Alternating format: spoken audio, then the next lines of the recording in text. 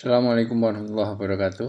Selamat pagi, siang, sore, atau malam untuk semua mahasiswa yang sedang melakukan kuliah online.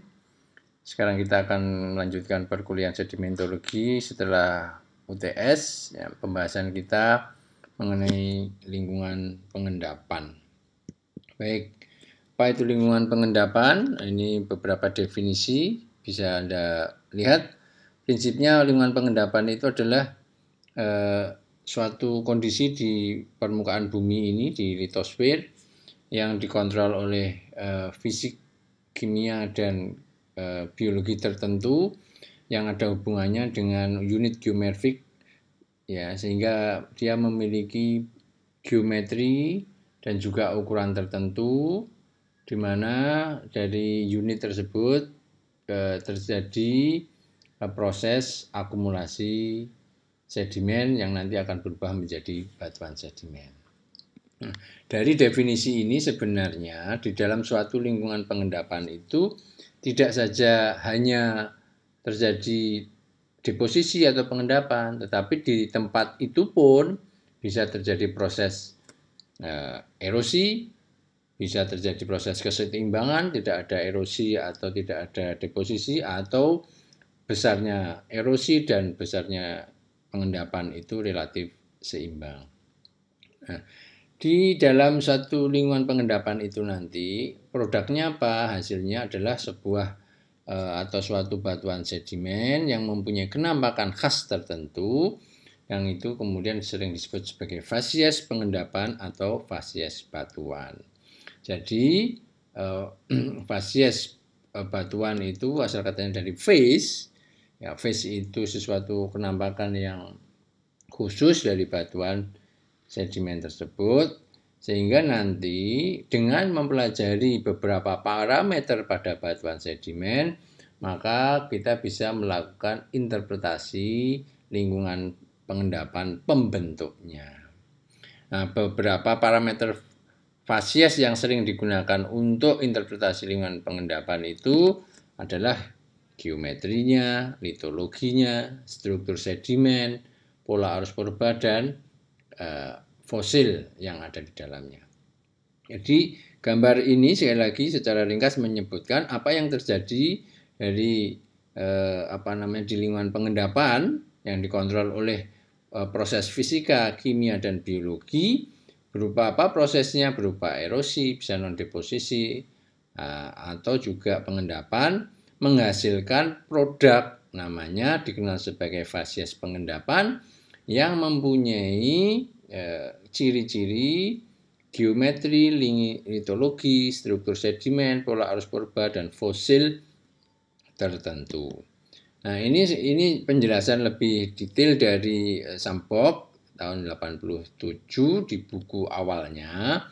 Prinsipnya apa yang ada di lingkungan pengendapan? Lingkungan pengendapan ini dikontrol oleh elemen yang dinamis atau aktif, ya, bisa berupa proses fisik, proses kimia, dan proses biologi. Proses fisik bisa berupa arus, bisa gravitasi, bisa maksudnya gravity proses, ya, misalnya jatuhan, longsoran, dan sebagainya. Itu bisa berupa tektonisme, vulkanisme, dan sebagainya.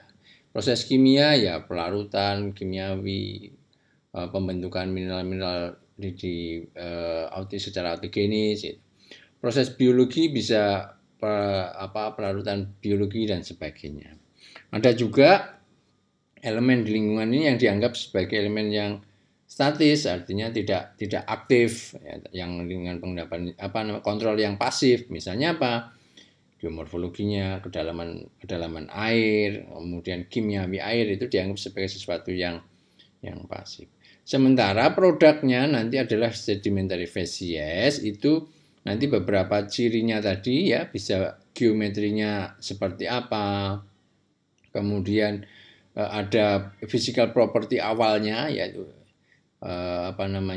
sifat-sifat fisik awalnya, baik secara fisika maupun kimiawi maupun biologi. Kemudian ini akan menghasilkan produk-produk tertentu. Ya. Ini adalah penjabaran mengenai apa yang apa namanya itu yang kita perlu pahami dari fasies batuan atau fasies pengendapan itu tadi mengenai geometri. Ini adalah fungsi dari misalnya paleotopografinya, geomorfologi awal pengendapan dan sebagainya. Litologi ini nanti bisa membantu terutama interpretasi komposisi mineral, ini juga bisa membantu interpretasi lingkungan pengendapan. Struktur sedimen jelas bahwa struktur sedimen itu umumnya terbentuk di suatu lingkungan pengendapan, baik sebelum, selama pengendapan maupun pasca itu terjadinya di lingkungan pengendapan. Secara majority seperti itu. Fosil juga demikian. Fosil itu biasanya terbentuknya di lingkungan pengendapan, baik yang berupa mikrofosil maupun fosil jejak itu biasanya terjadi di lingkungan pengendapan. Demikian juga dengan arus purba itu pasti terbentuknya di lingkungan pengendapan. 5 parameter ini kalau kita analisis itu bisa digunakan untuk menginterpretasikan seperti apa batuan sedimen tersebut terbentuk. Nah, secara umum lingkungan pengendapan nanti bisa dipisahkan menjadi 3 bagian atau 3 domain gitu, yaitu lingkungan pengendapan darat. Itu bisa yang berair maupun tidak. Yang tidak berair itu misalnya di daerah gurun, di daerah pegunungan itu mungkin tidak berair. Kemudian ada juga lingkungan pengendapan darat yang berair, misalnya sungai, danau dan sebagainya. Kemudian lingkungan transisi ya antara darat dan laut, dan kemudian lingkungan laut sendiri. Lingkungan laut nanti juga dipisahkan antara laut yang menghasilkan endapan silisiklasitik dan lingkungan laut yang menghasilkan endapan batuan karbonat dan juga evaporit. Nah, ini gambar yang secara umum menjelaskan lingkungan pengendapan mulai dari darat di puncak-puncak gunung yang mungkin bisa berupa proses glasial, lingkungan glasial, kemudian di daerah yang kering, ini daerah gurun. Ya, di daerah daratan semuanya ini belum ada fluvial mulai ada, kemudian fluvial, kemudian yang berair ya fluvial, danau dan sebagainya, kemudian mengarah ke daerah transisi ini di mana kontrol darat dan laut saling berinteraksi, misalnya di estuary, di delta, di daerah lagun, kemudian di sini adalah daerah pasang surut, yaitu adalah daerah transisi. Kemudian lebih dalam lagi ini adalah daerah yang dikontrol sepenuhnya oleh proses di laut, di marine, sehingga ini di sini ada shallow marine misalnya, kemudian ada slope di sini dan laut dalam. Kita akan mulai pembahasan dengan lingkungan pengendapan gurun ya. Gurun itu umumnya terletak di lintang 10 derajat sampai 30 derajat di utara maupun selatan ekuator. Daerahnya cenderung kering, kelembabannya rendah ya, tekanan udaranya juga rendah, sehingga ini berpengaruh terhadap pergerakan angin. Umumnya di lingkungan gurun itu proses sedimentasi itu terjadi karena proses gravitasi ya, terjadinya jatuhan batuan atau longsoran ya, atau juga transportasi umumnya oleh angin. Transportasi oleh air ada tetapi sangat minim ya, yang dikenal sebagai adanya sungai evermal, sungai yang tidak perennial, yang non perennial, yang tidak mengalir terus tetapi biasanya sesaat setelah adanya hujan.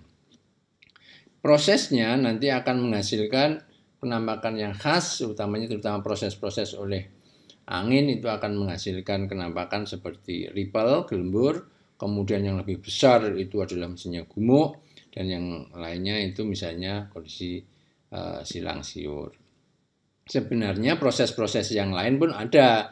Ini contohnya, ini lingkungan pengendapan itu bisa berupa kipas aluvial ya, tadi di lereng-lereng bukit itu bisa berupa kipas aluvial ya, prosesnya berupa jatuhan, debris dan sebagainya.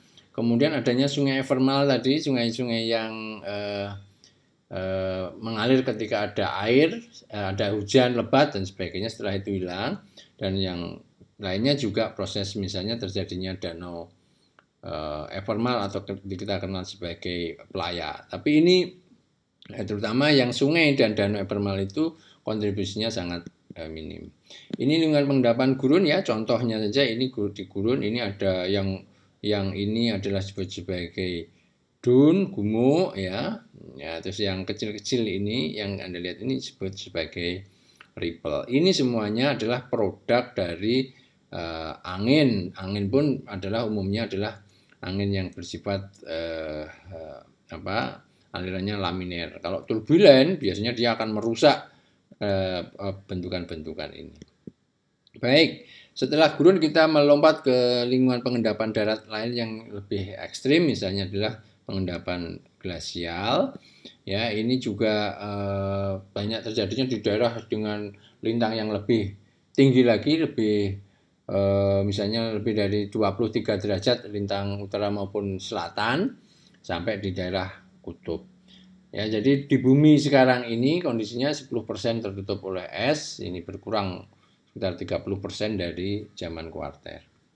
Yang banyak dijumpai es itu di benua Amerika Eropa bagian utara yang disebut sebagai daerah Arktik, kemudian kalau di selatan itu disebut sebagai daerah kutub Antartika.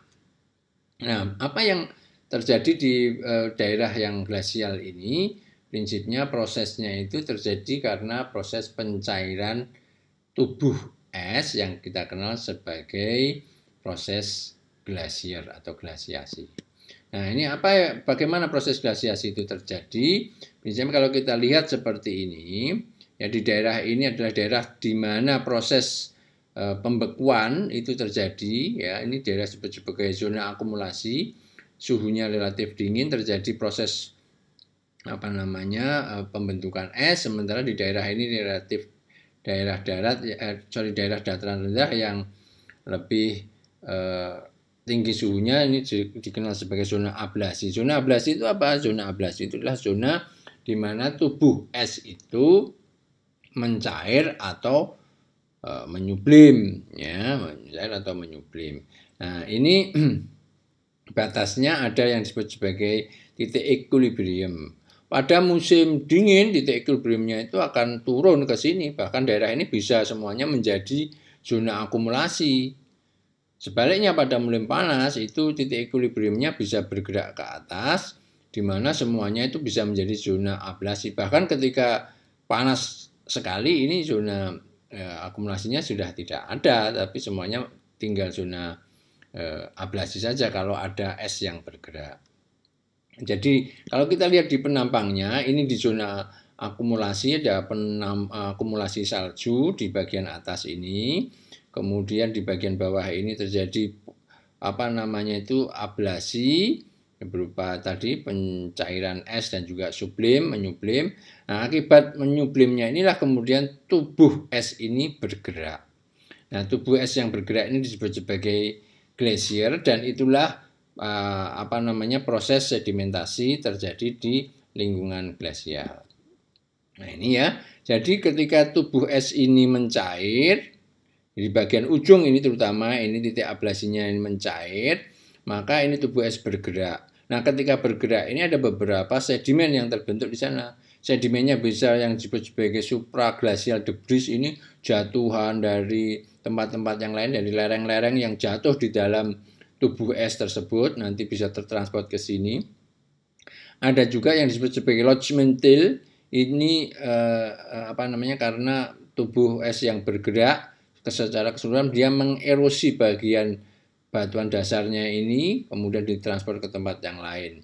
Di bagian ujung sini, di mana titik cairnya ini terjadi, ini ada yang disebut sebagai endapan melt out, ya. Endapan glasial itu disebut sebagai till, sementara kalau sudah menjadi batuan disebut sebagai tillite.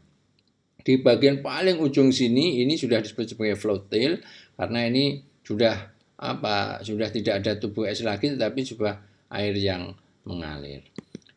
Ini contoh dari supraglasial debris, ya. Contohnya ini jatuhan seperti ini. Nanti kalau tubuh esnya ini bergerak, dia akan di bawah.